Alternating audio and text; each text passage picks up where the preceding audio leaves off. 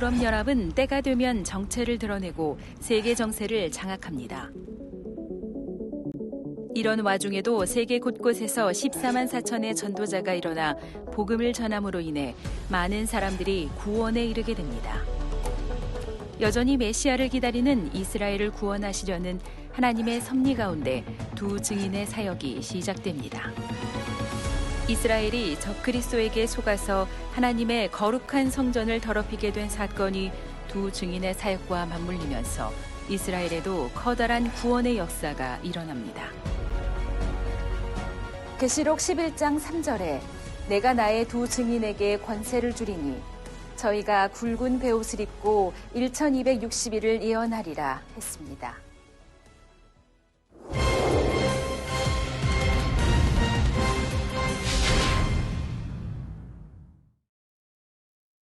그 기간 동안 하나님께서는 두 증인을 통해 이스라엘 백성들을 비롯하여 이 땅에 남은 사람들에게 다시 한번 회개할 시간을 주시는 것입니다.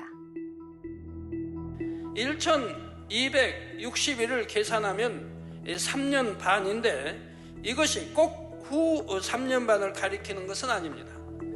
두 증인이 본격적인 활동을 시작하는 것은 후 3년 반이 시작되기 조금 전부터입니다.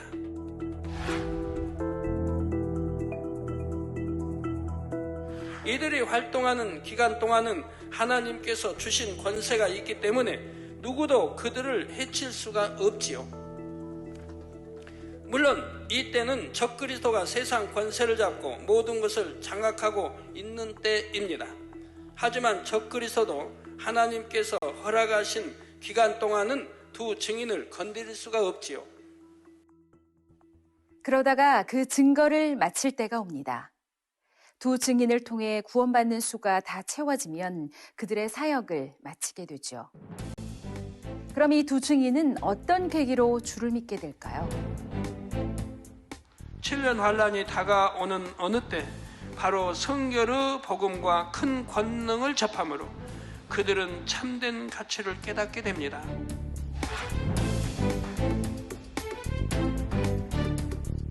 예수 그리스도가 참으로 인류의 구세주요 그들이 기다리던 메시아임을 깨닫지요. 진리를 알기 원했던 자신들의 기도가 응답되었음을 깨우치는 것입니다. 이제 가장 가치 있는 것을 알게 되었기에 이들은 주를 위해 기꺼이 생명을 드리기로 결단하지요. 물론 더 정확하게 말하면 이들은 이 인생의 참된 가치를 앞으로 깨달을 사람들입니다. 요한계시록에 나오는 그들의 사역은 장차 7년 환란 중에 일어날 일이기 때문이죠. 사역할 동안은 놀라운 권능을 행함으로 모든 사람이 두 증인을 두려워하지만 때가 되면 적그리스도에게 잡혀 순교합니다. 순교당할 때도 단번에 죽는 것이 아닙니다. 하나님께서 요한계시록 강의를 풀어주실 때 이런 말씀을 해주신 적이 있습니다. 그들이 잡혀서 고문을 이겨내는 것을 볼 수 있다면 그것만으로도 그 중심이 얼마나 대단한 사람들인지 알 수 있을 것이라는 말씀이지요. 그럼 두 증인은 어떻게 순교하게 될까요? 적그리스도는 두 증인을 너무나 미워했기 때문에 죽여도 쉽게 죽이지 않습니다. 성경에는 구체적으로 나오지 않았지만 하나님께서 그 상황을 영감 중에 알려주셨지요. 적그리스도는 두 증인을 같이 묶어서 독가스로 고문하다가 죽입니다. 이 독가스는 전쟁을 위해 개발한 무기 중에 하나이지요. 단 몇 분 안에 많은 인명을 학살할 수 있는 너무나 위협적인 무기입니다. 그러나 고문할 때는 가스의 농도를 조절하여 죽지 않고 극심한 고통만 받게 할 수 있지요. 예전에 데모가 한창일 때 최루탄 가스를 경험해 보신 분들이 있을 것입니다. 이 가스를 조금만 맡아도 심한 기침과 함께 눈물, 콧물을 흘리고 구토까지 하는 사람도 있습니다. 또 군대에서도 화생방 훈련이라고 해서 순간적으로 가스에 노출시키는 훈련을 하죠.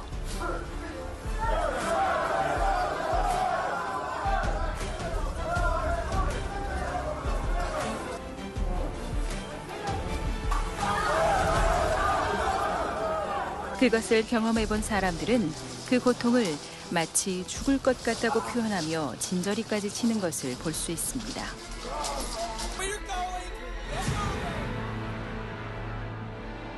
그러나 실제로 고문할 때 쓰는 가스는 이와는 비교도 할 수 없지요. 가스의 농도를 강하게 할 때 뼈와 근육이 뒤틀리고 오장육부가 터지는 듯한 상상할 수 없는 고통까지 줄 수가 있습니다. 적그리스도는 이처럼 두 증인에게 최대로 모진 고통을 주면서 그 고통받는 모습을 보며 즐거워하지요. 독가스에도 여러 종류가 있어서 두 증인에게 사용하는 것은 내부적으로 신경이나 근육 등에 작용하는 가스입니다. 겉으로는 외상이 없게 하지요.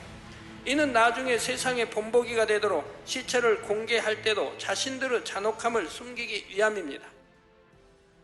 예수님께서 모진 매를 맞고 십자가를 지실 때 잠잠하셨던 것처럼 두 증인은 참혹한 고문을 당하다가 순교할 때까지도 아무런 반항을 하지 않고 모든 것을 받아들이는 것입니다. 계속해서 3절에 이들이 굵은 베옷을 입었다 했습니다. 이는 그들이 세상의 어떤 좋은 것도 누리지 않고 오직 하나님의 나라를 위해 산다는 뜻입니다. 두 증인은 자신들이 회개하는 심정으로 자신들이 겸비하게 낮아져서 사역을 감당하지요. 사망으로 가는 자신들의 민족을 어떻게든 구해야겠다는 결연한 마음입니다. 굵은 베옷에는 이러한 의지가 담겨 있지요. 어둠으로 뒤덮인 7년 환란의 기간 동안 이들은 영적인 전쟁터의 한 복판에 서게 됩니다. 좋은 음식, 좋은 잠자리, 부귀나 명예 이런 것을 생각할 틈도 없지요. 온 힘을 다해 생명을 걸고 사역하는 것입니다. 다음으로 계시록 11장 4절에서 5절에 이는 이 땅의 주 앞에 섰는 두 감람나무와 두 촛대니 만일 누구든지 저희를 해하고자 한즉 저희 입에서 불이 나서 그 원수를 소멸할지니 누구든지 해하려 하면 반드시 이와 같이 죽임을 당하리라 했습니다. 다음으로 이들에 대해 이 땅의 주 앞에 섰는 두 감람나무와 두 촛대라 말한 것은 그들의 출신과 사역을 의미합니다. 로마서 11장에 보면 선민인 이스라엘 백성을 참 감람나무에 비유하는 말씀이 나옵니다. 이들 두 증인을 두 감람나무라 한 것도 이들이 이스라엘 사람임을 나타냅니다. 다음으로 촛대의 의미는 무엇을 뜻할까요? 곧 두 증인이 촛대처럼 빛을 발하여 세상의 어둠을 밝히는 사역을 한다는 의미입니다. 자신을 희생하고 헌신하여 빛 대신 하나님의 뜻을 세상에 밝히는 것이지요. 참된 하나님의 말씀을 선포하여 이스라엘의 구원의 빛을 비추어 줍니다. 다음으로 누가 두 증인을 해치려고 하면 반드시 죽임을 당한다 했습니다. 두 증인의 입에서 불이 나서 원수를 소멸한다 했죠. 이는 바로 두 증인에게 축복권과 저주권이 있음을 말합니다.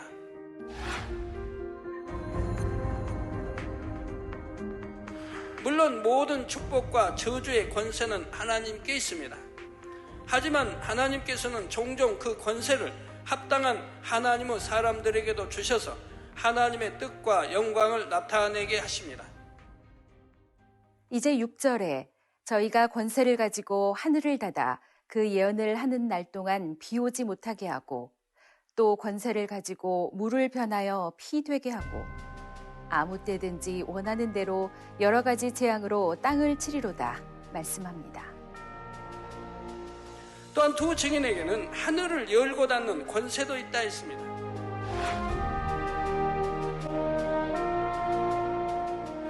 아합 왕의 시대에 엘리야 선지자가 예언하자 온 이스라엘에 3년 반의 가뭄이 들었지요. 그런 것처럼 두 증인에게도 하늘을 닫아 비 오지 못하게 하는 권세가 있습니다. 출애굽 당시의 열 재앙처럼 물이 변하여 피가 되기도 합니다. 마실 물을 피로 바꿀 수 있다면 먹지 못할 물을 식수로 바꿀 수도 있고요. 그래서 극심한 재앙 속에서도 두 증인을 믿고 나오는 이스라엘 사람들은 예비된 하나님의 은혜를 체험하게 되는 것입니다.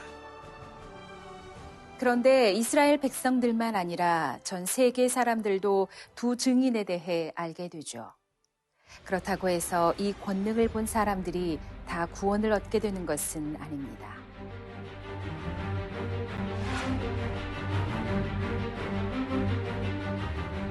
너무나 강팍해진 세대이기에 눈으로 보고도 믿지 못하는 사람들이 많지요. 성령 시대에는 성령께서 도와주셨지만 이때는 성령의 도움을 받을 수 없기 때문입니다. 그래서 믿음을 갖는 것도 믿음을 지키는 것도 쉽지가 않지요. 그나마 이스라엘 민족은 중심이 곧음으로 비교적 많은 수가 구원을 받게 됩니다. 하나님께서도 그들의 중심을 아심으로 특별히 이스라엘 가운데 두 증인을 섭리해 두신 것이죠. 이처럼 놀라운 권능으로 사역하던 두 증인은 1260일의 때가 차면 순교하게 됩니다.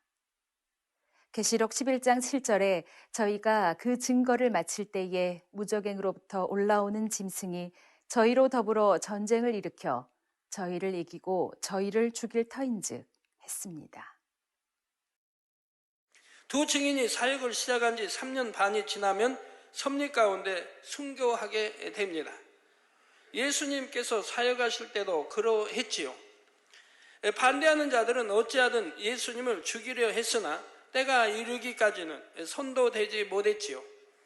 그러나 때가 차서 하나님께서 허락하시니 유대인들이 예수님을 잡아 십자가에 못 박을 수가 있었습니다. 이처럼 두 증인도 하나님께서 허락하신 때가 되어야 적그리스도의 손에 넘겨집니다. 그 상황을 전쟁이라고 표현할 정도로 엄청난 핍박이 가해지지요. 두 증인을 돕거나 비호하는 사람들까지 색출하여 진멸하고자 합니다. 사회적으로 심히 위협적인 존재들이므로 두 증인에 의한 영향력을 완전히 제거하려 하지요. 그들의 흔적까지 완전히 없애버려야 자신들의 체제가 안정된다고 생각하기 때문입니다. 하지만 적그리스도는 이렇게 두 증인을 죽일 때도 자신들이 직접 나서는 것은 아닙니다. 이미 세계를 장악하고 주관해가고 있지만 자신들은 배후에서 모든 것을 조정해 나가지요. 다른 나라의 군대들을 동원해서 두 증인을 잡기 위한 대대적인 공세를 취합니다. 군대를 동원하여 이스라엘을 포위하고 압박해 가지요. 그래서 결국 두 증인을 잡아 죽이는 것입니다. 적그리스도는 이렇게 두 증인을 죽이고 나면 두 증인의 시신을 매장하지 않습니다. 거짓말로 사람들을 미혹하고 사회를 어지럽히던 자들이 이렇게 죽었다 하며 그 시신을 세상에 공개하죠. 옛날에 반역자나 큰 죄인들을 처형하면 시신을 매장하지 않고 높은 곳에 매달거나 버려두는 경우가 있었습니다. 많은 사람들에게 경고하는 의미죠.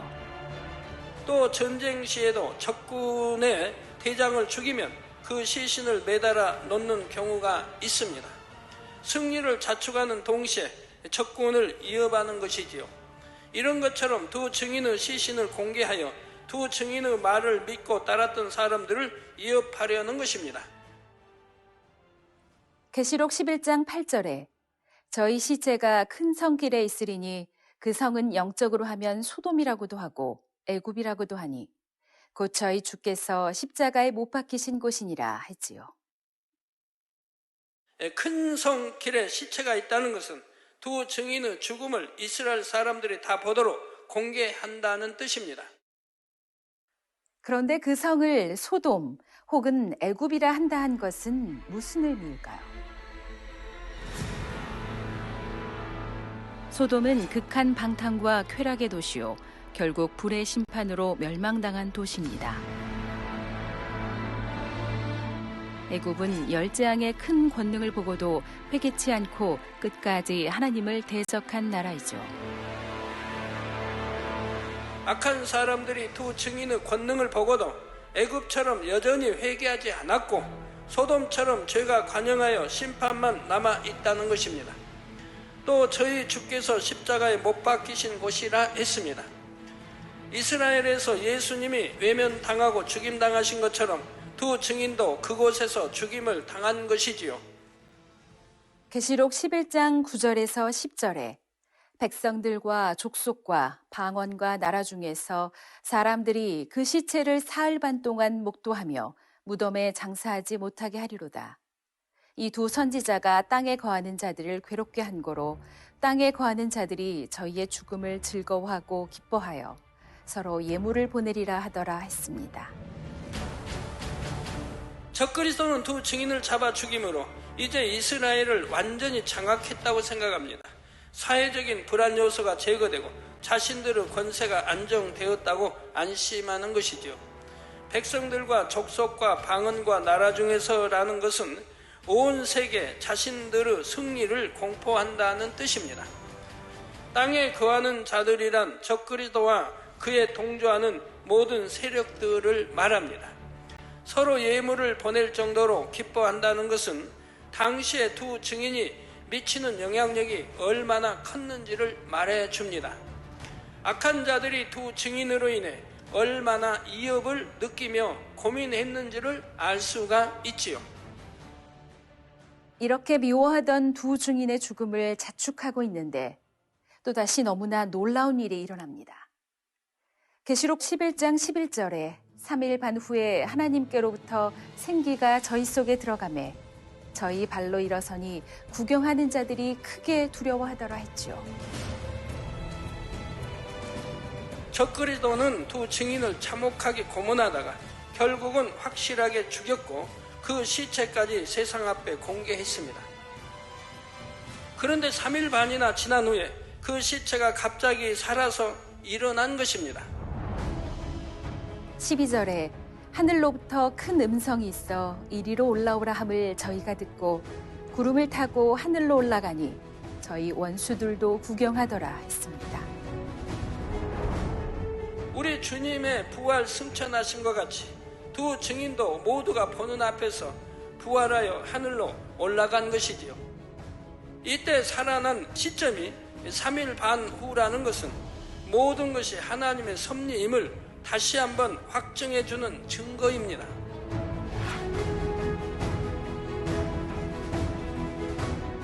적그리스도가 힘이 있어서 그들의 뜻대로 두 증인을 죽인 것이 아니라 하나님께서 허락하셨기 때문에 정확한 시점이 되어 두 증인이 죽임당한 것임을 나타내지요. 자, 그리고 시신을 장사하지 않고 길에 둔다는 것도 하나님의 주관하에서 이루어지는 일입니다. 적그리스도가 두 증인의 시신을 세상 모두가 볼 수 있게 두는 것은 자기들의 승리를 나타내려는 의미였습니다. 하지만 그것을 통해 결과적으로는 세상 모든 사람들이 두 증인의 부활을 볼 수 있게 되었지요. 이처럼 적그리스도가 자기 영광을 위해 자기 뜻대로 이 일을 행해 나가는 것 같지만 모든 것은 다 하나님의 주권 안에 있습니다.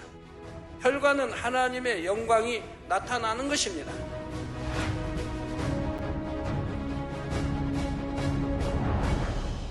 이렇게 해서 부활한 두 증인은 사람들이 보는 앞에서 하늘로 들려 올라갑니다.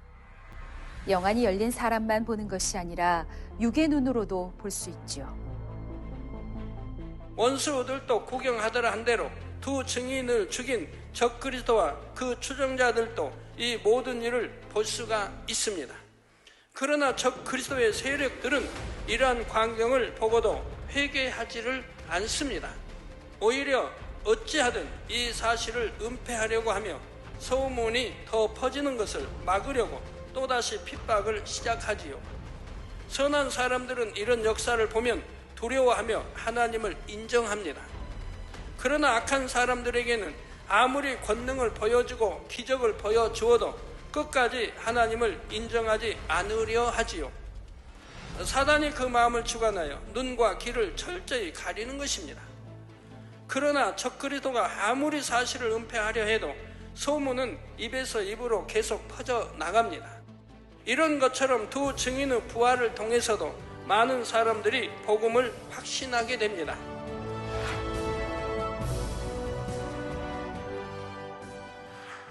계시록 11장 13절에 그 시에 큰 지진이 나서 성 10분의 1이 무너지고 지진에 죽은 사람이 7천이라. 그 남은 자들이 두려워하여 영광을 하늘의 하나님께 돌리더라 했습니다. 두 증인이 죽임 당했던 그 장소를 중심으로 큰 지진이 일어나 황폐해집니다. 이 역시 예수님의 십자가 사건 당시와 비슷한 사건입니다. 예수님께서 못 박히셨을 때도 땅이 진동하고 바위가 터지는 등 지진이 일어났지요. 적 그리스도는 이 지진에 대해서도 언론 매체를 통제하는 등 어찌하든 소문이 퍼지는 것을 막으려고 합니다.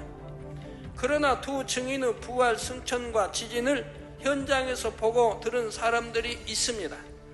이들 중에 양심이 비교적 선한 사람들은 이것이 하나님의 역사임을 고백하며 하나님께 영광을 돌리게 되지요. 물론 보고도 믿지 않는 사람이 많고 믿는다 해도 핍박이 두려워서 결국 주를 부인하는 사람들도 많습니다. 그러나 이스라엘 중에 하나님을 두려워하여 끝까지 적 그리스도에 동조하지 않는 사람들도 여전히 남아 있는 것입니다. 두 증인은 믿음이 없어서 휴거되지 못한 것이 아닙니다. 누구보다도 믿음이 좋은 사람들이지만 순교의 사명을 기꺼이 받아들인 것이지요. 어떻게 그럴 수 있을까요? 이들은 유대교를 굳게 신봉하는 사람들로서 오랜 동안 진리에 대해 갈급해왔습니다. 혼자서는 해결할 수 없는 고뇌 속에 있다가 어느 날 하나님의 은혜로 권능을 보게 되고 자신들의 고뇌에 대한 답을 얻게 되죠. 예수 그리스도가 참으로 온 세상의 구세주요, 자신들이 기다리던 메시아라는 사실을 확신하게 되는 것입니다. 그러면서 이들에게는 소망이 생기게 되었습니다. 이전의 자신들이 그랬던 것처럼 구약에만 집착하고 있는 자기 민족에게 이 복음이 전파되기를 원하게 되지요. 그러니 지옥 같은 7년 환란의 소용돌이 속에도 자원하는 마음으로 남을 수가 있는 것입니다. 이처럼 두 증인은 자기 민족을 너무나 사랑하며 이 땅에 남은 그 영혼들을 어찌하든 하나라도 더 구원에 이르게 하기 위해서 이렇게 모든 사명을 감당한 후에 들림받게 되는 것입니다.